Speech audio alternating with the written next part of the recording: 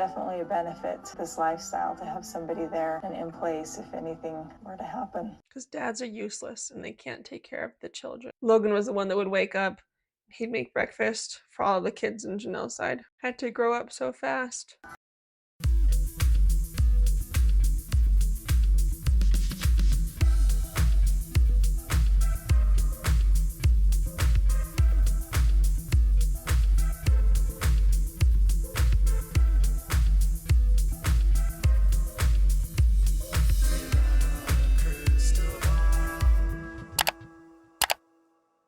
Hey everyone, it's Kody Brown Without a Crystal Ball. Welcome back to my channel. It's Tuesday, May 2nd, 2023. I hope you're having a wonderful day. It's another day and another dig at Kody. Another dig at the dads in polygamy, plural marriage. Kody Brown was a useless father that didn't know how to take care of the kids, and his oldest children had to help raise them. This is according to Gwendolyn in a brand new video on her YouTube channel. Now she is continuing to react, and she's gone all the way back to the beginning of these episodes. And you guys, I actually like what she's doing here, because she said that this is all because Robin made the comment in season 17's Tell All that her mom bullied her. And so Gwendolyn is going back in time to watch these episodes to see what the interactions were like between her mom and Robin now as an adult. So Gwendolyn is 21 years old, and she wants to see if Robin was being truthful, because she personally did not recall her mom ever bullying Robin. So she wants to prove Robin wrong. I mean, the girl is after my own heart. You know, these kids have been through so much, and my heart goes out to them so much, because honestly, these kids had to grow up so fast. And they have been lied to and misled and have lived a life that's probably not one that any of us will ever understand. They definitely got a lot of perks by being on the show.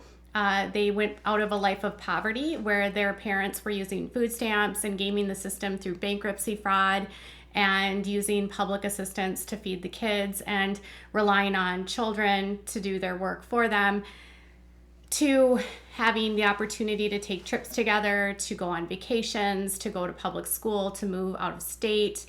And Kody Brown perhaps traumatized his kids the most by a lie that he crafted in the second season, where he told his kids that he was going to be arrested for being a polygamist.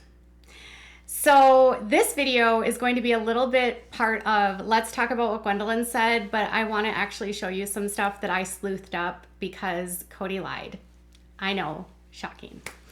So let's dive into today's topic. Before we do, can you please do me a big favor and give this video a thumbs up? Also, please subscribe to my channel if you have not yet subscribed by clicking on the subscribe button down below. Make sure to leave a comment if you have something to say. If you want to get notified, make sure to click on the bell and click on notifications, and make sure to share this video with your friends.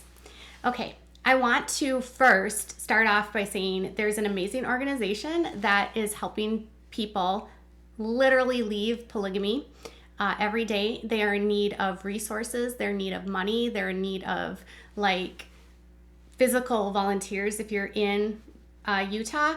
They are in need of safety homes if you're in Utah. They are in need of donations, whether monetarily or items that they can give to people that are fleeing Utah. The organization is called Holding Out Help, and they have been getting an uptick in reports of abuse and serving more and more people in the last several years. And so my friend Kristen Decker works with Tanya and really helps Tanya a lot. And Kristen, has offered her own home in the past. I don't know if you had a chance to watch Prisoner of the Prophet, which was a docuseries that was on Discovery Plus. It actually came out earlier this year. Kristen was in it, and her adopted daughter, Brielle Decker, was featured in this film. So the film is about Brielle's story of leaving polygamy, having to escape, and then how she, along with this other group, was able to build a safe house in Hilldale that helps to serve individuals that are leaving the FLDS or other places. And Brielle's story is tremendous. But Kristen, in addition to having helped Brielle, because Brielle is one of the people that she brought into her safe house. So Kristen has literally been helping people leave polygamy for a long time. And she recently had brought to my attention that she's been now working more with Holding Out Help. And so I just wanted to let you guys know that if you want to help them, whether it's financially with a donation, or if you're in Utah and you can help by volunteering, they're a wonderful organization. They help people actually leave polygamy. They don't really enable people to stay. They're doing everything they can to get them out of the abusive systems and help get them the resources that they need to take the first step into their new lives. So I'll put a link for Holding Out Help, and just want to let you know that there are great organizations out there like Holding Out Help that are doing things to actually help victims leave, not enable them to stay. So one of the things that Gwendolyn was doing is she's going back in time and she is watching all of these old episodes of Sister Wives. In the very first season, Kody introduced us to his family. And some of the things that the wives told us were things that we were supposed to believe. Like, there's benefits to sharing your husband because you always have someone else to help you with the kids. Now, this would work in theory, except all of the wives had to work because they had so many kids to raise. And even the stay-at-home moms had to have side jobs so that they could bring in extra income. Despite what Christine said on the show, she did have part-time jobs throughout most of her time raising kids, and she's admitted now that she had to work at night a lot, and Aspen would take care of the kids. She did stuff with the US Census. She had a job, I believe, at a gas station for a while, or at a convenience store, and she was not always home because there's not enough money to go around for all of these kids, and they relied on public assistance a lot in those earlier years. When they were living in Wyoming, they didn't have food to eat, and so they ate expired bread from a bakery. That's what McKelty said. So during this episode, Miss Gwendolyn said that Kody Brown was useless. Well, she said dads are useless. And that she described that her parents were more like Janelle and her mom. So she described having her mom, Christine, being more of like the mother mom, where she would be the mom that had more of the traditional female roles, I would say, where she was like the nurturing one. She did more of the like domestic things. She cooked, she cleaned, she helped raise the kids. She helped with like all the stuff in the domestic side in the house. And then she said that her mom, Janelle, was more like the dad mom. So Janelle had a job outside of the home. She went to work every day. She provided financially for the family. She was more of like the pragmatic one that you would go if you needed like, help fixing something or whatever, whatever the traditional gender role of what a male was. So Janelle was more of the guy parent or the boy parent to them, and Christine was more of the mom parent, because in reality, they didn't have a dad that was around very much. Their dad was like jumping from house to house to house, and he traveled a lot. He was working. He was doing gun sales. He was also selling signs. He did sales on the road. And when he worked up in Wyoming, he was a Schwann's man, so he would be gone for like hours at a time, away from the house constantly. You have to remember that even though these men are going from house to house to house, think of it this way. They're working like insane amount of hours, and then when they get home, they're not spending time with their kids. They barely have time to spend time with themselves. So they're like getting the wife pregnant if she's ovulating, and then sometimes they might come home and beat up on the kids. So I want to share a story with you about someone that grew up in this cult, to give you an inside understanding of like what life could have been like in a Brown house. Now, I'm just speaking because of things that Gwendolyn and Peyton have said. So both Gwendolyn and Peyton have publicly accused Kody of being abusive. Peyton says that Kody would hit him in the mouth and paddle him. And Gwendolyn says that he would hit her, spank her, paddle her, throw her in the air. She said that he was abusive. And this is not uncommon compared to people that I've talked to that are from polygamy. Now, I want to preface this and say that like not all men in polygamy are bad. There are some men that are just trying to do their best, and they believe in their whole heart that this is what they have to do in order to get to heaven, and they're not narcissists. And a lot of these men are the ones that end up leaving because they realize from the beginning it's like all a sham and a scam. But the ones that stay, a lot of the times that acquire all the wives, can be the most abusive and the most narcissistic. And so this person, who I hope soon, she wants to come on to the channel and share her story. And I just want to let anyone know that's from the AUB that if you want to share a story, you're welcome to reach out to me. My platform is always open and we can go at your pace. Now, this person was telling me that she's getting ready to share it publicly. So I just wanted to give you a little bit of insight about what she experienced. So one of the things that she told about her dad, who's a very high in the leadership in the AUB. Actually, she's a prophet's daughter. So she's the current daughter of the prophet. He has a lot of kids, so there's that. But she said that he would come home and beat her and her siblings, and that he was a tyrant, and that he was not around very much because he had 8 wives, and he didn't treat the wives the same. He had a favorite wife, and then all the other wives and all of their kids were just like another number to him. The kids were something to take out his aggressions on. We're not the favorites. Kids were not treated as well. They didn't get the same gifts. They didn't get the same attention. They didn't get the same love. If dad was mad at mom, he might take that out on the kids. And so this person was telling me about how they grew up getting beat up a lot by their dad and watching their siblings and hiding in rooms as soon as their dad would open the door because they didn't want their dad to find them. And so if dad was over for his day, whether it was like his 8th day or the rotation that he was on, she would literally run into her room and hide and try to make it so that her dad couldn't find her because she knew that he was going to take something out on her. And then she would listen to him taking things out on her siblings. This is something that's also been written about in books by Rebecca Kimball. She was the daughter of Morris Kuntz, who was a friend of Mr. Rulon Allred. He went to prison along with Rulon, and she had very similar stories about her dad showing up after a month of not being around, beating up the kids. Mom's ovulating, so he would take mom into a room. Didn't matter if mom wanted to do anything or not, and then he would leave. So the dads are not typically hands-on because they've got so many kids. And the way that this girl described it to me, just to give you some insight, is that for the men that get higher up in power, it's all about numbers. The more wives, the more children, the bigger their like celestial kingdom, and they don't care about the numbers specifically. So you're just a number to that guy. He doesn't care about you. He cares about his total number. That's what she said. She said, I was just a number to him. He was a sperm donor. I call him a sperm donor because I don't even know this guy. He is the scum of the earth.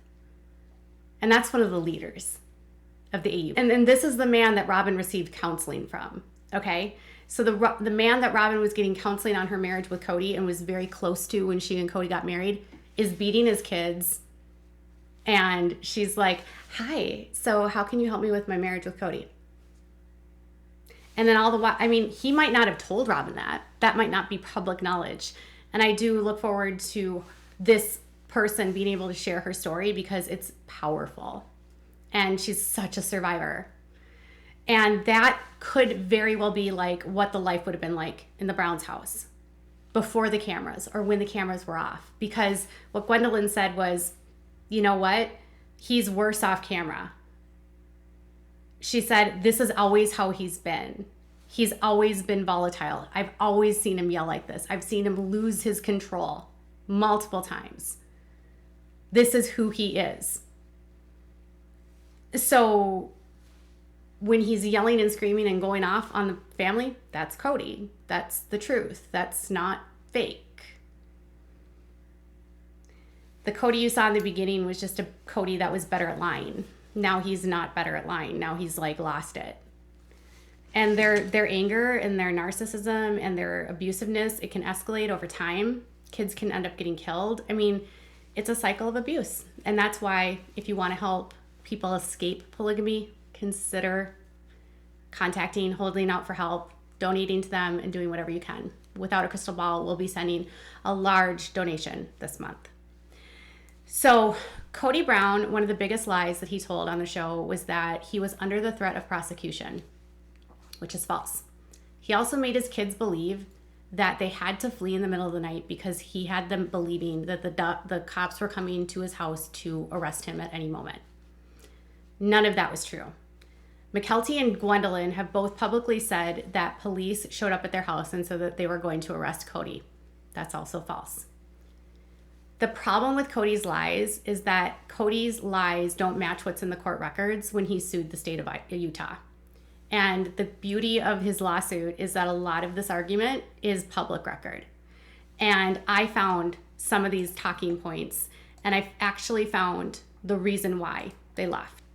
During a 2012 declaration by the prosecutor in the state, in Utah County, he said that they were never under a threat of prosecution just for polygamy alone.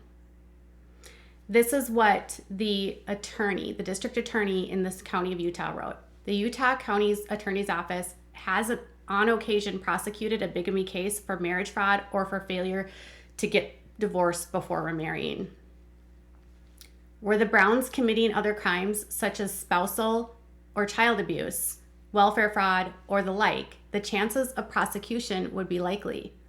This office is currently conducting its own investigation into the situation with the Browns. Upon the conclusion of this investigation, a decision will be made on whether or not the Browns are to be prosecuted. So Jeffrey Berman made this very clear, like, I'm not looking at them because of polygamy. We're just seeing if there's anything else that's going on here that could be going along with polygamy. So their position was, we're not going to just prosecute someone for purporting to have 3 wives or 4 wives. But if that person that's purporting to have 3 or 4 wives is doing the crimes that are commonly associated with polygamy, child brides, trafficking, abusing children, abusing wives, welfare fraud, bankruptcy fraud, all kinds of different frauds of bleeding the beast that go along with it, we'll prosecute. He had a duty to do this because 2 reports were made to police. And so when the police forwarded it to him, the prosecuting attorney is a public official that has a duty to perform an investigation to clarify and verify, is the report that we're receiving from this person valid? Is there evidence to support the claims of these, and press charges or not press charges? Well, Kody made you guys think that, and the kids and the wives, that it all came down. Well, the wives had to have known it was false, but they made America think that it was because of polygamy. It had nothing to do with polygamy. They wanted to make sure the Browns weren't abusing the kids. They wanted to make sure they weren't committing welfare fraud. They wanted to make sure that there wasn't child abuse, spousal abuse, any of that, which we know is now true. Like, they were doing most of those things. And I'm assuming Kody knew it was coming. Like, I think Kody knew that there could be a potential of charges for those things. Then later, a couple years later, he says that they do a complete investigation and they decide that they're not going to prosecute. So he wrote this: since the Utah County Attorney's Office has issued its public policy regarding the prosecution of bigamy crimes, stating that it will only prosecute crime of polygamy when it's in conjunction with some other crimes such as abuse, violence, or fraud, and has closed its investigation into the Browns on the determination that there were no other crimes being committed by the Browns related to the bigamy allegation, plaintiffs are no longer under any threat of prosecution. Plaintiffs have already obtained the relief they sought. So they did their investigation, which they couldn't complete in full because they left the state. But by the time they do everything, they can't find evidence. I mean, they might have found evidence, they just didn't charge him, because honestly, I found evidence of the welfare fraud yesterday. But if they had to prosecute the Browns for welfare fraud, they would have to prosecute like every polygamist for welfare fraud. That did not stop Kody Brown, though, from, again, trying to play the victim in a sworn affidavit under the penalty of perjury to the court in their motion to try to get a summary judgment. He first admitted that they had no plans to leave and go back to Utah because they had established their life in Nevada. But he said, the decision not to return to Utah was a difficult one for our family given our continued ties to the state, including family and religious connections. We remain a plural family that is treated as a criminal association under the Utah law. You're not the victim, Kody. While the county has announced a policy change in its criteria for prosecution of our family and other plural families, the prosecutors continue to maintain that they can and will charge individuals under the statute if they allege other criminal acts, even acts unrelated to the plural status of the targeted family. Kody Brown was acting like he was a targeted being profiled. He was acting like he was being racially profiled or like religiously profiled. It's pretty sick. Someone who's black cannot help that they're black. Someone who has plural wives can help that. They cannot do that. They cannot participate in that. It's not the same. And they're not being targeted simply because they're plural families. Most of these guys are committing crimes. There's lots of crimes in these organizations. They are anti-government. They don't believe in the government. They don't believe in the laws of the land. And they believe in whatever suits them. And they're very antisocial. And so this, to me, he says, they will come after us for crimes that are unassociated with this. I just read to you the crimes that they said they would prosecute people for. Child abuse, spousal abuse, welfare fraud, and other associated frauds or violence. All of those go along with polygamy. And Kody says here that people could be prosecuted for unrelated crimes. No. If you're in a plural family and those things are happening, it's because of the faith. It's because of your plural family. It's because that's what happens in these systems. The women are collateral, they're chattel, they're traded, they're bartered.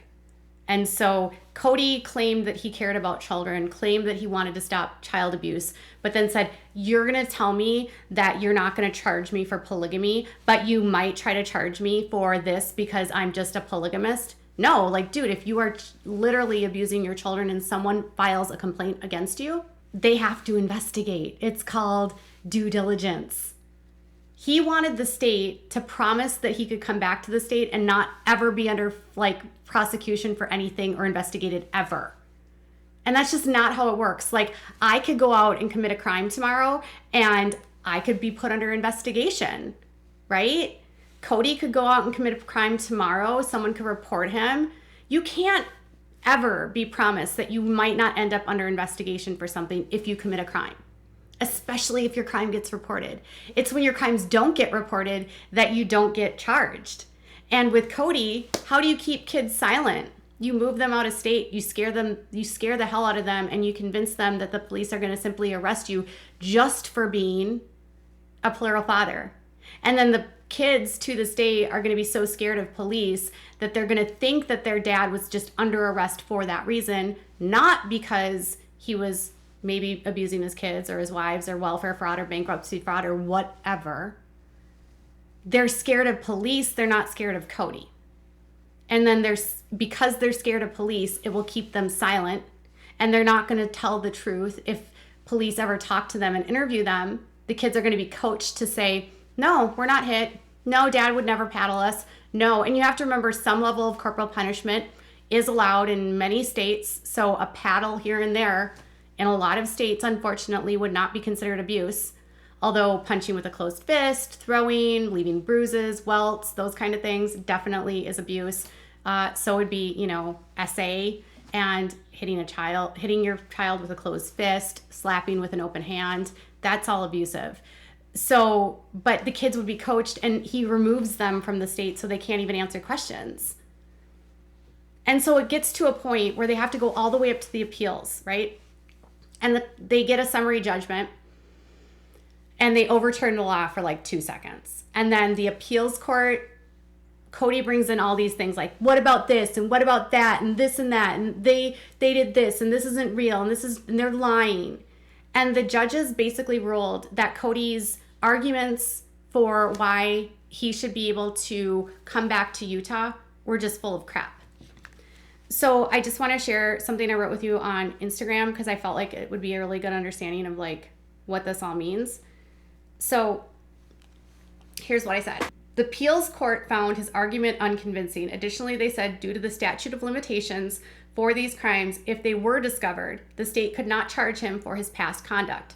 However, the appeals court stated that no citizen is immune to investigation or prosecution for future illegal conduct. Simply put, if Kody wanted to be a law-abiding citizen, there was no reason for him not to return to Utah.